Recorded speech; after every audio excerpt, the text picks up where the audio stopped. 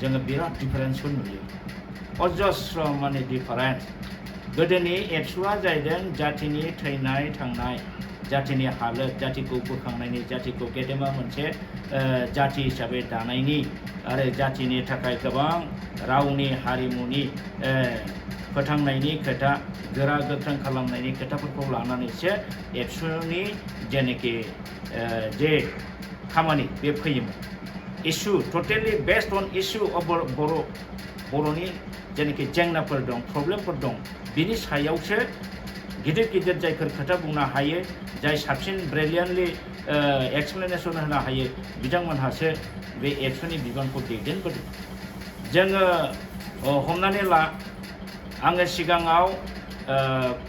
college फरायनाय समाव आङो जेला बिएससि फरायो आङो गुवाहाटी बर' स्टुडेन्टस इउनियननि जेनेरेल सेक्रेटारि जादों दा बे समनिफ्रायनो जों नुदों बर'फा उपेन्द्रनाथ ब्रह्म सानसुमा खुंगुर बैसोमुतियारि आरो बिदिनो जेन'बा जोंहा रबिराम ब्रह्म आगोलनि एबसुनि जेनेरेल सेक्रेटारि आरो थैनानै थांबाय बिथां खरेन बसुमतारी जेला खरेन बसुमतारिया एबसुनि प्रेसिडेन्टमोन बे समाव आङो एसिस्टेन्ट जेनेरेल सेक्रेटारिमोन सेन्ट्रेल एबसुनि दा बै समाव जोंनि एबसुनि बाथ्राफ्रा जेब्लाबो जातिनि थैनाय थांनाय आरो असमिया बा आसाम सरकारा जेला जोंनि हारिनि हेंथा पलिसि आइन कानुन बा नियम निति बानायोबा जों बेफोरखौ हेंथा होबोनाय मानसि दा मोनसे समाव दुलाराय बर' फरायसा आफादानो रमान स्क्रिप्ट आन्दलनावबो गोबां बाहागो लाबोदों मोनसे समाव पिटिसिए होननाय मोनसे राजखान्थि हान्जाया उदियासल डिमान्ड खालामदों बाहायबो एबसुआ बाहागो लाबोदों बिनि उनावहाय पिटिसिएनि उनाव प्रग्रेसिभ पिटिसि इउटिनेलेट जानानै सेपारेट बड'लेण्ड बिनाय आन्दलन जाबोदों बेवहायबो एबसुआ माने बाहागो लाबोदों बुंनो थाङोब्ला एबसुआ जातिनि स्वार्थनि थाखाय जातिनि थैनाय थांनाय इस्युखौ लानानै खामानि मावबोदोंमोन आरो बहाबा माबा मोनसे जोंनि हारिनि एगेन्स्टै जाथायफोर जायोबा बे जाथायफोरखौ फुरा दमै नायबिजिरबोदोंमोन आरो प्रटेक्सन होबोदोंमोन आरो जोंनि हारिनि सायाव सोरबा हारिया एक्सन खालामदोंबा बेखौ डाइरेक्ट काउन्टार होबोदोंमोन जुजिबोदोंमोन नाथाय जोङो दानि एबसुखौ जों नुनो मोनो बिथांमोनहा जातिनि खुनु इस्यु माने प्रब्लेमफोरखौ बिथांमोनहा नोजोर होनो हायाखै होआखै मानो होआखै बुजिनो मोना दिनै जोंनि हारियाव गोबां बर्तमान माने जातिनि समस्या दं बे जातिनि समस्याफोरनि सायाव बिथांमोनहा दिनै बुंनांगौबो दं मावनांगौबो दं दिनै खिन्थु बेखौ जोङो मावनायखौ दानि एबसुआव नुनो मोनाखै हमनानै लादो जे जोंनि बिटिसि बिटिआर एकर्ड जाखांनायनि उनाव गरखाफोरखौ प्रटेक्टेड क्लास होनानै बिसोरनो लेन्ड राइट जों जेसेबां मोनो बेखौ होनाय जादों बेखौबो बिथांमोनहा बादाबो होआखै खुनु काउन्टार होआखै दिनै आसाम सरकारा आसामाव साख्रि मोननोब्ला असमिया कम्पालसारि रिडिं आरो राइटिं हानांगौ होननानै बिसोरो आयेन पास खालामदों केबिनेट डिसिसन लादों दिनै बेखौबो बिथांमोनहा बिनि सायावबो जेबो बुङाखै दिनै बर' राव बा असमिया रावखौ बुथारनो बावैसो आगोल क्लास 6-7नि साइन्स आरो मेथ्सखौ गभर्नमेन्टआ इंलिश मिडियाम खालामनो इंराजिनि खिताब साफायनानै दिहुनबाय बेनि सायावबो बिथांमोनहा माने जेबो बुङाखै बिसोर आगोलनिफ्राय मिथिखागौ अलरेडि टेक्स्ट बुकआ साफायनानै ओंखारबाय टेक्स्ट बुकआ साफायखांनानै ओंखारबाय होनबासो मानो दाखालिसो मैयासो मानो प्रतिबाद खालामदों बिनि आगोलनो बेफोर खोथाफोरखौ मिथिजोबनायमोन नाथाय बिथांमोनहा बेखौ जेबो खालामबोआखै जेबो प्रतिबाद खालामबोआखै नाथाय बे जिनिसाथ' साइन्टिफिकबो नङा आरो इन्डियान कनस्टिटिउसननि नेम बादिबो संबिधानिकबो नङा संबिधाना मा होनो एलिमेन्टारि एडुकेसना मादार टांजों जानांगौ बा जायोब्ला मोजां बिदिसो होननाय जादों बेखौ बुङाखै जे इंलिश मिडियामजोंबा साबसिन जायो नाथाय जोंनि आसाम सरकारनि मानगोनां मुख्यमन्त्रिया चिफ मिनिस्टारा बे डिसिसनखौ लानाया जोबोद गोरोन्थि जादों आरो बेखौ जोंनि मोनसे सांग्रां दुलाराय बर' फरायसा आफादा बेखौ प्रतिबाद खालामबोनांगौ दिनै जोङो नुदों दुलाराय बर' फरायसा आफादहा गावसोरनि जे स्टुडेन्टस इउनियननि इस्यु बे इस्युफोरनि सायाव बिथांमोनहा जेबो नोजोर गैया दिनै ट्राइबेल स्टुडेन्टफ्रा खुनु स्कलारशिप मोननायनि खामानिफ्रा बेले बेजे जानानै दं बेखौ बिथांमोनहा मानो जेबो रल लायाखै दिनै कास्ट सार्टिफिकेटआ अनलाइन जानायनि जाउनाव गोबां जाम्बा जाम्बि बर' माने जाम्बा जाम्बिनि फिसाफ्रा कास्ट सार्टिफिकेट दिहुननो थांनाय नभेम्बर डिसेम्बराव एप्लाइ खालामनाया दिनैसिमबो इसु मोनाखै माखासे फिसा फिसौ जाहोन देखायनानै हारसा अफिसारफ्रा थगाय दोनबोगासिनो दं जायनि फलाव बिसोर एडमिसनबो मोनाखिसै आरो बिसोरो स्कलारशिपबो एप्लाइ खालामनो हायाखिसै होमबा बे जोंनि एबसुनि बे माबा इसु नङा नामा दिनै बे इसुखौ बिथांमोनहा दिनै मानो नुवाखै दिनै क'क्राझाराव मेडिकेल कलेज जादों बे मेडिकेल कलेजाव एडमिसना मानो 10% जाखो बिटिसिनि गेजेराव एकरनि दारै मेडिकेल कलेज मोनबाय मोजां खोथा किन्तु बेवहाय बिटिसिआव आगोलाव हाग्रामानि दिनाव 75% सिटआ जोंनि ट्राइबेलफ्रा मोननो हादोंमोन आयेन बानायाखैबाबो बिथांमोनहा गावसिनि केपासिटिजों बे जिनिसखौ लाखिदोंमोन दिनै बिएड कलेजनि एडमिसन इउनिभार्सिटिनि एडमिसन सिआइटिनि एडमिसन बेवहाय मानो बर'फ्रा ट्राइबेला मानो 10%ल' मोनखो अल इन्डिया बेसिस बायदि ट्राइबेल एलेकाया बेकवार्ड ट्राइबेलफोरनि डेभेलपमेन्टनि थाखायनो बिटिसि एकर्डआव सिआइटिखौ इनक्लुसन खालामनानै बे सिआइटिखौ मोननाय जादों दिनै बेवहाय हाग्रामा महिलारिनि दिनाव 75%खौ ट्राइबेला मोनबाय दिनै प्रमद बर' बिथांनि दिनाव माब्रै 10%ल' जाखो दिनै बिथां बे जोंनि बर'नि इसु नङा नामा दिनै मेडिकेल कलेजनि साख्रियाव मारै ट्राइबेलनो 10%ल' होखो बाहायथ' नोङो 75%आ जोंनि ट्राइबेल लकेल मानसिया मोननांगौमोन दिनै बेफोरखौ बिथांमोना मानो डिमान्ड खालामाखै दिनै एडुकेसना ट्रान्सफार साबजेक्ट बिनि थार्ड ग्रेड फर्थ ग्रेड थांनाय बाराव जों नुबाय जेसेबां माने एपइन्टमेन्ट फैदों हायार सेकेन्डारि साबजेक्ट टिचार मास्टारफोर हाई स्कुलनि गुवाहाटीनि डाइरेक्टरासो एपइन्टमेन्ट होजोबदों बिटिसिआ होनायानो जायाखै बिटिसिनि डाइरेक्टरनि दारै होमबा बियो बे जोंनि इसु नङा नामा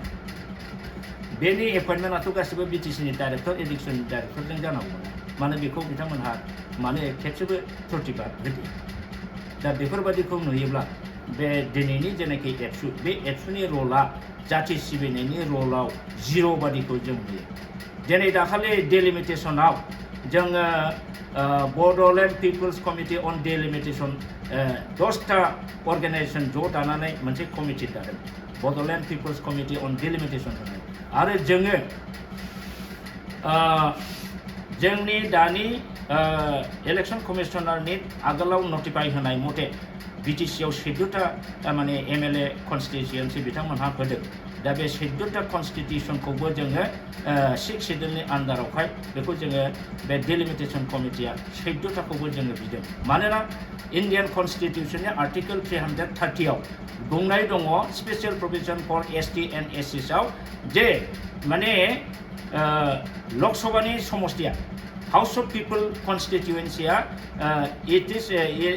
इज reserved for ST under autonomous district council autonomous district काउन्सिलनि आन्डाराव जाय लकसभा समष्टि जायो बियो एसटि जानांगौ होननानै बुंनाय दं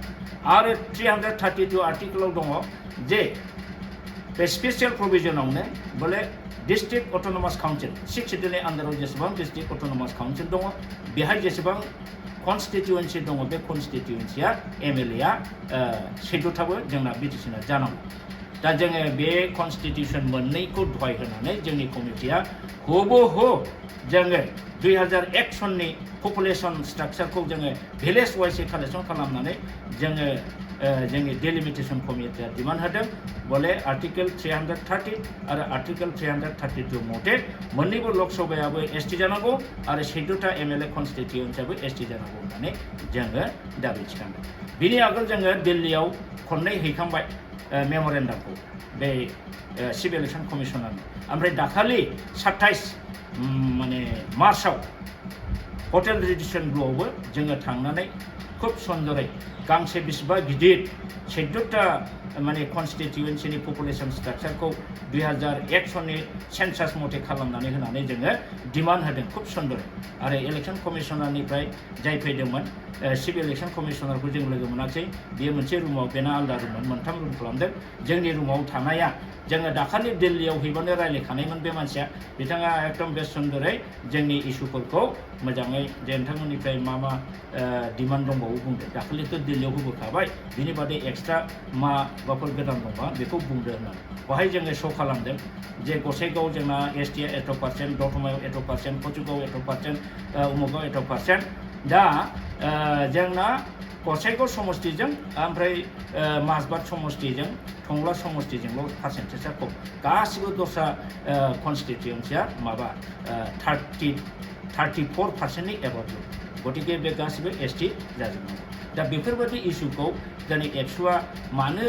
बारा गुरुत्व होआखै बिथांमोननिफ्रायबो थांदों इउपिपिएलनिफ्रायबो थांदों बर' साहित्य सभानिफ्रायबो थांदों नाथाय बिथांमोनहा खुब सम्भब जों जेरैबायदि डिलिमिटेसना एकदम स्पष्ट गिदिर मोनसे मेम'रेन्डाम बानायना होदों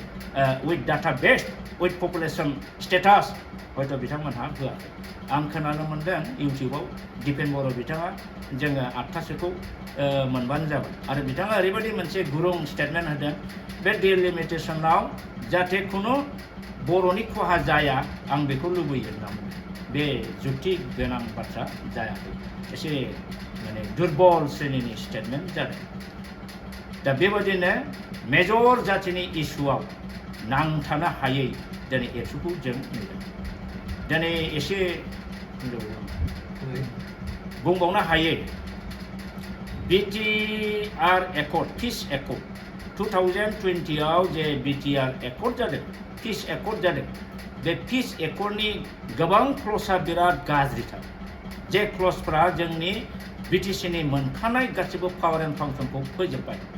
आरो इयुनाव जोंनि बिटिसिनि खुनु सेफगार्डनि बाहाय खोथा गैला दिनै बे BTR accord peace accord BTR Bodoland territorial region बिराद गिदिरखा होननानै दिनै एबसुनि मानसि बा इउपिपिएलनि मानसिया बुङो बबे गिदिरखा जाखो रिजन सोदोबा मा होननाय जाखो बेलाय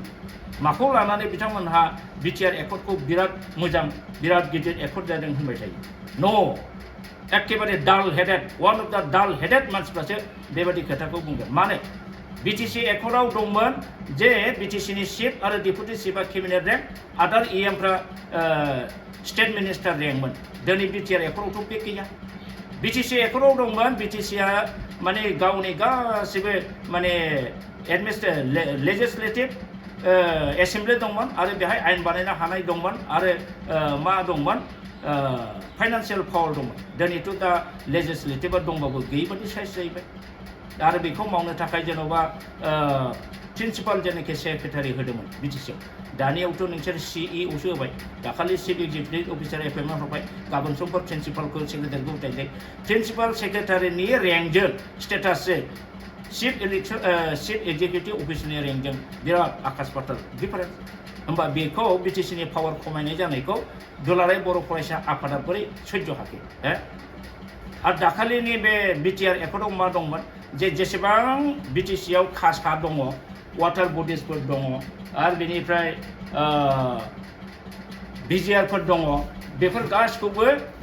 आसाम सरकारनोसो क्षमताखौ हरबाय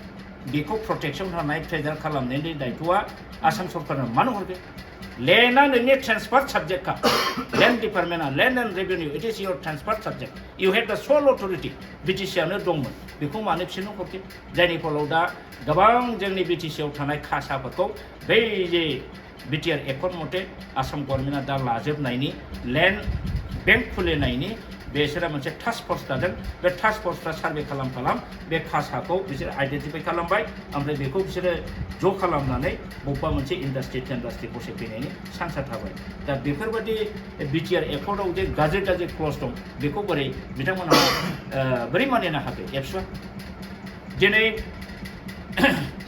एरियानि बिथोराव फैदो 9% बारायगोन होननानै दाखालि 26 जानुवारियाव चिफ मिनिस्टारा डिक्लेयार होदों